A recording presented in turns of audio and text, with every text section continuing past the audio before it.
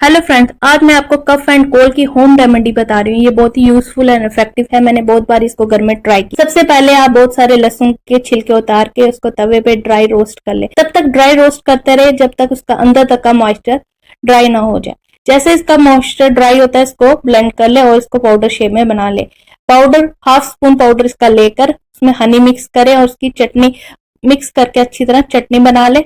सुबह शाम इसको लेने से आपकी कफ एंड कोल्ड जो है बिल्कुल खत्म हो जाएगी। अगर आपको ये रेमेडी मेरी पसंद आई हो तो please like share and subscribe करें मेरे चैनल को। धन्यवाद।